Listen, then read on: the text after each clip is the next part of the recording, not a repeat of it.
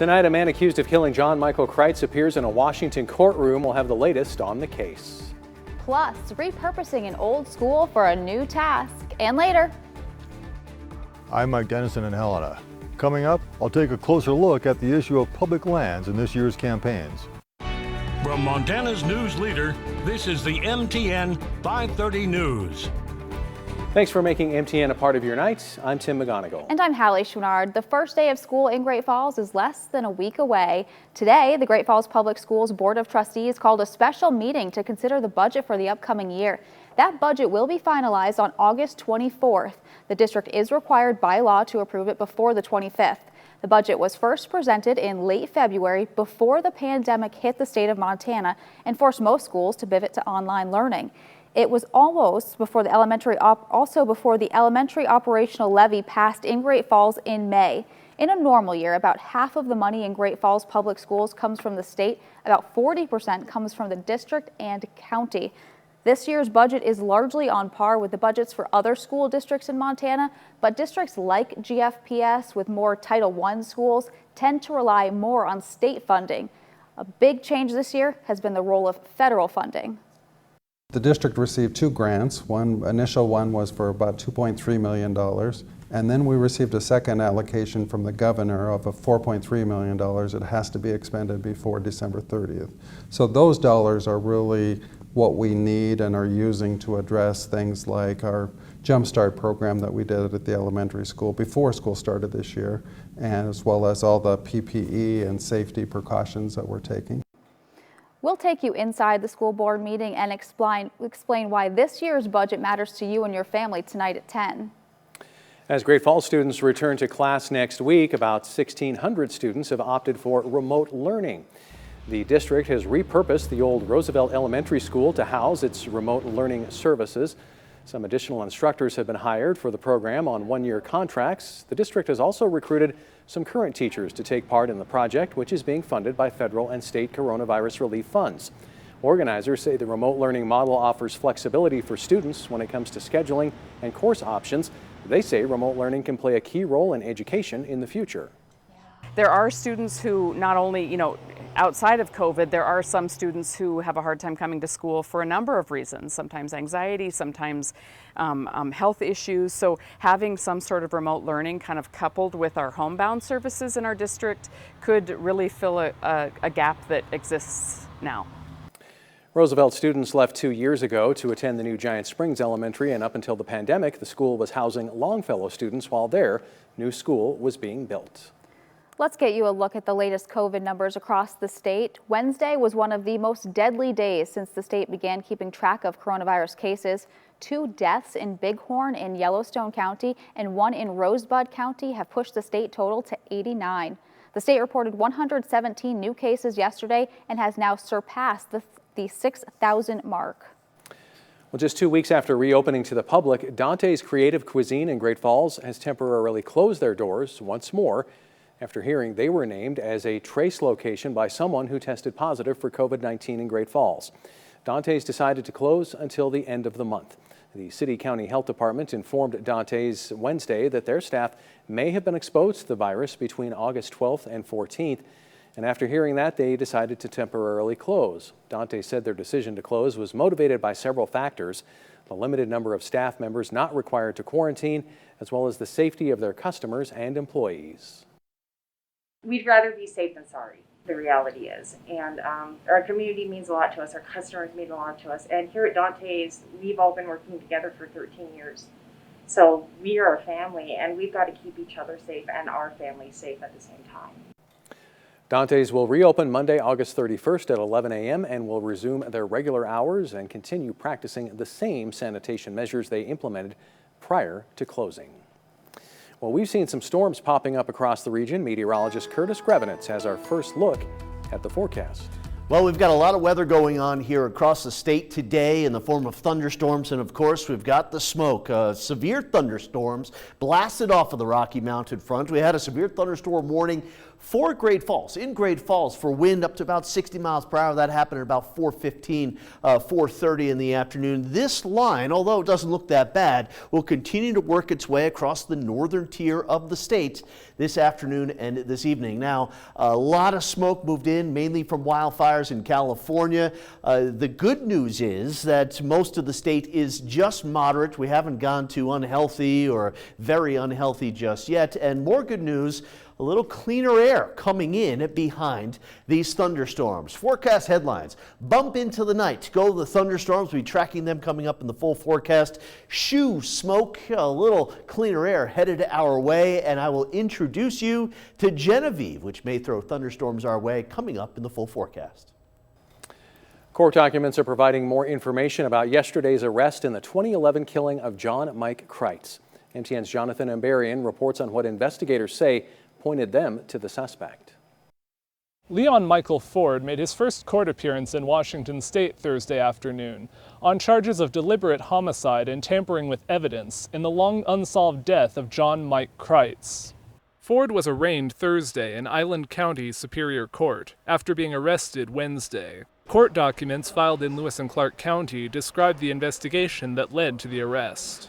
Kreitz went missing in June 2011. His dismembered remains were discovered in plastic bags near McDonald Pass in October 2011, and his skull was found several miles away in September 2012. An autopsy showed he died from gunshot wounds to the head. Kreitz lived on a property along Turk Road in a rural area outside Birdseye, northwest of Helena. Ford owned a nearby property further up the road. Court documents say there had been years of disputes between the two men over land access. Kreitz had put up a gate across a road leading to Ford's property, arguing there wasn't a legal easement for him to use it. Authorities said Ford had complained about the gate and sought legal orders allowing him access. Documents say in June 2011, Ford traveled to Montana from his home in Washington. They say Kreitz told another neighbor he and Ford had a confrontation over the gate, and told a friend he was worried issues with his neighbors would end in violence. Investigators said a neighbor's game camera showed Ford's vehicle traveling towards Kreitz's property around the time of his last phone call.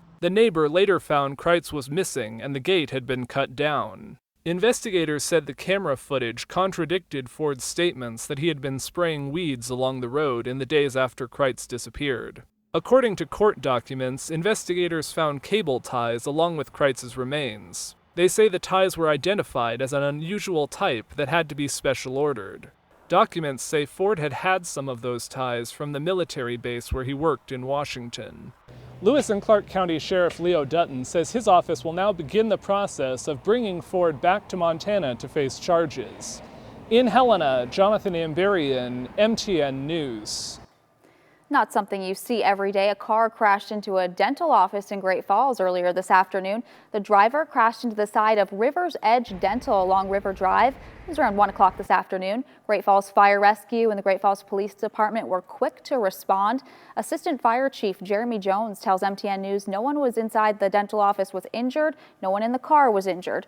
The Great Falls Police Department tells us the car may have had a malfunction as the driver was pulling into the parking lot. As you can tell from the exterior of the building here, damage very minimal. Still to come, jobless claims on the rise, how Montana is faring next.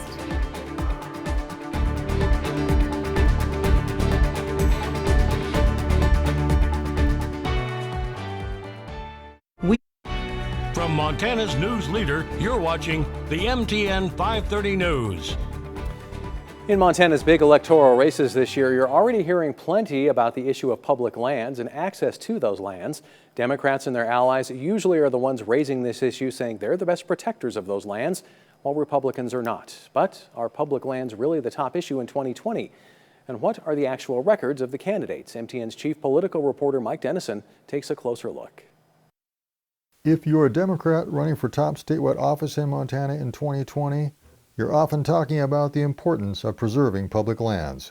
We need to make sure that whatever we do, we are leaving public lands in better shape than what they were given to us and pass those on to future generations. Or running ads that accuse your opponent of not doing it, like this one from Democratic U.S. Senate candidate and Governor Steve Bullock. And Daines, he supported Pendley's nomination to head the Bureau of Land Management, threatening the sale of our lands to the highest bidder. More on that specific charge later. But first, are public lands really a pivotal issue this election? Greg Gianforte, the Republican opposing Cooney for governor, doesn't think so.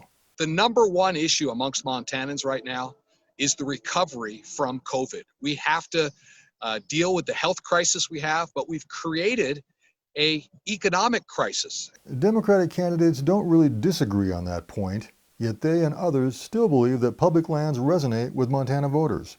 But you can drive by any trailhead in Montana, the one that we're at now, during the time of a pandemic, and see how people value our public lands. In fact, people really seem to be rediscovering their public lands. Which brings us to the charges leveled at GOP candidates by Todd's group and others and Democrats running for office. They note that Gianforte and Senator Steve Daines supported bills in 2018 to release almost 700,000 acres of wilderness study areas from protection, bills that didn't pass. They point to Gianforte's 2009 lawsuit against the state, disputing an easement over his Bozeman property to a fishing access site on the East Gallatin River, a dispute later resolved by creating an alternative trail to the river. And they blast Gianforte and Daines for not opposing President Trump's 2019 appointment of William Perry Pendley to head the U.S. Bureau of Land Management. Pendley previously has argued for selling off some federal public lands, although he says now that won't be pursued, and as a lawyer has often represented oil and mining interests. Yet the critics usually don't mention some significant conservation wins supported by both Daines and Gianforte.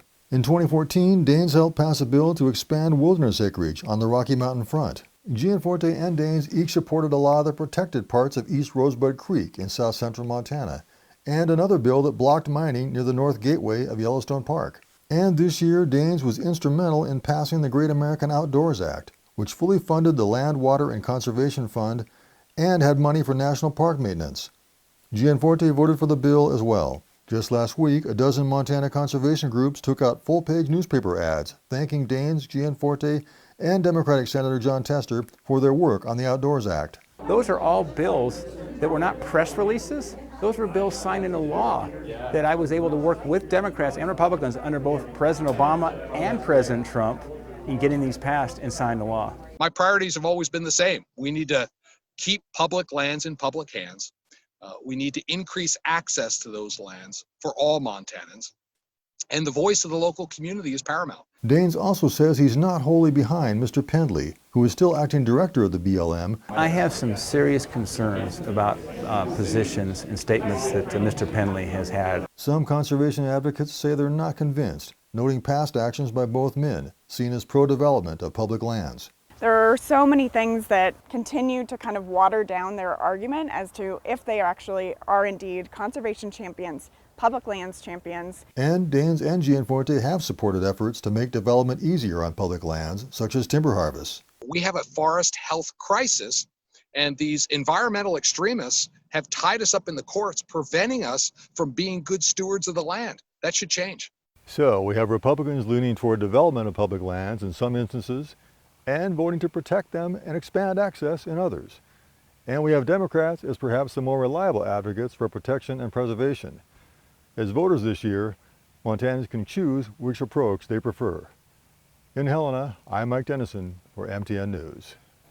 We should note that the Montana Conservation Voters has endorsed all of the Democrats running in the top statewide contested elections. Well, we saw some storms popping up earlier this afternoon. Right now it's fairly clear outside. Don't go away. Curtis Grevenitz has your full forecast next. Storm Tracker weather starts now with Chief Meteorologist Curtis Grevenitz. All right, welcome back. Storms and smoke for a lot of Montana here. Yesterday afternoon, that smoke increased across a lot of the western part of the state, and boy, it was real thick out there earlier. Not much activity on Montana wildfires here in the state. A lot of activity to our southwest into California, emitting a ton of smoke, and that smoke pushed up into the state again yesterday afternoon, and a very smoky day, but at least that smoke is staying kind of in the middle and upper levels of the atmosphere. Behind this little front going through, we will get into some clearer air later on this evening and then through the overnight hours. Helena, look at that smoky sky, 90 degrees. Not very nice out there. Great Falls, of course, we've had some storms around in the area, 91, and you can see the reduced visibility because of the smoke. Storms blasted through Cup Bank. Look at that, 68 degrees. Kind of behind this front, you can see the cooler air here. Temperatures in the 80s and 90s ahead of the front. On the radar, look at the activity, and most of the activity as far as severe thunderstorms, gusty winds, large hail, and of course a lot of lightning right up here crossing Interstate 15, working its way into the north central part of the state. So we've got that area of thunderstorms. Also a couple of thunderstorms down around Judith Basin and Fergus County earlier, and some thunderstorms popping up around the Helena area, but not quite as strong, not quite as numerous as the storms elsewhere. Tropical satellite, going to switch gears a little bit. We have what was Hurricane Genevieve, and now it is a tropical storm.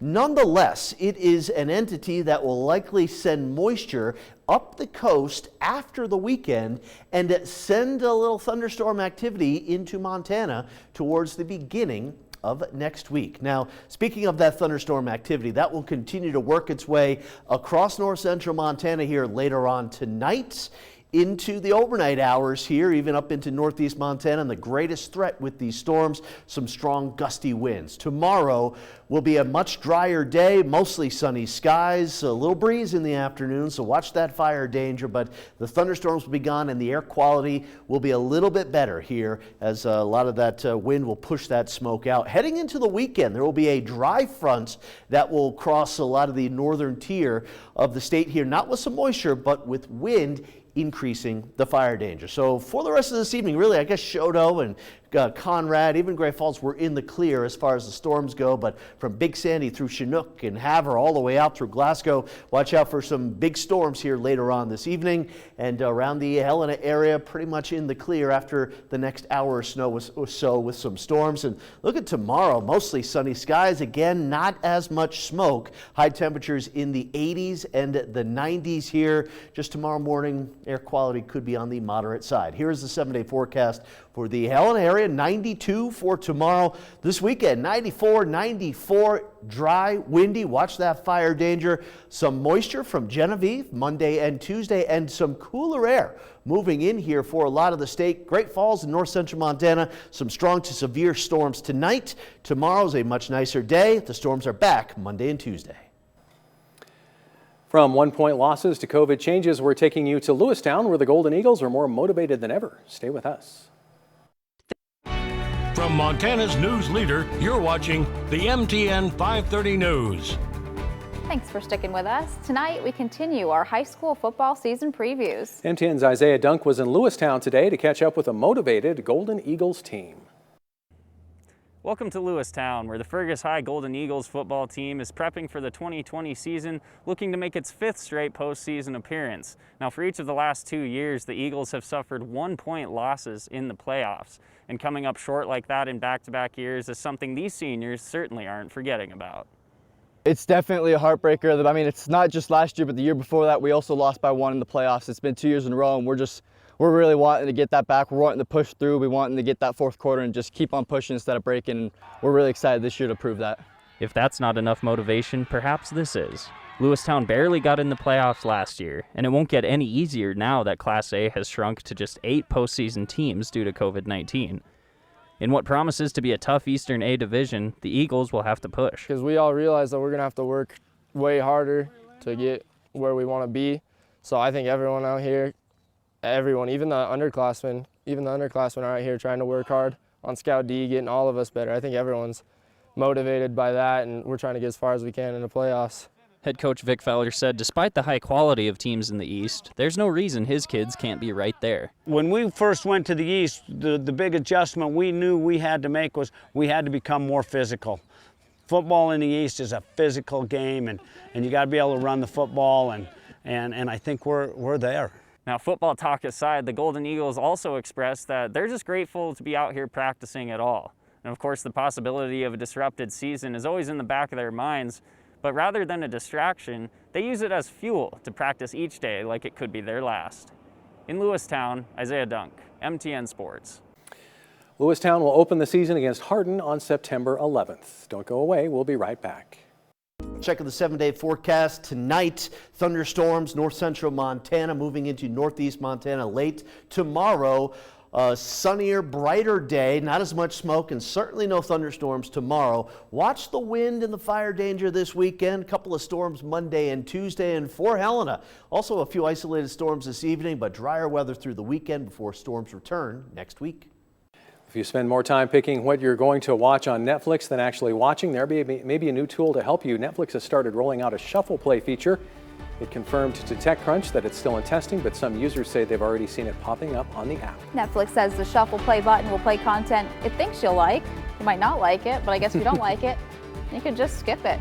Yeah. But it lets you try new things at least. Yeah. Branch out a little bit. Not the same old stuff, same old reruns. All these streaming services, what will they think of next? All right. That's all the time we have. Have a great night.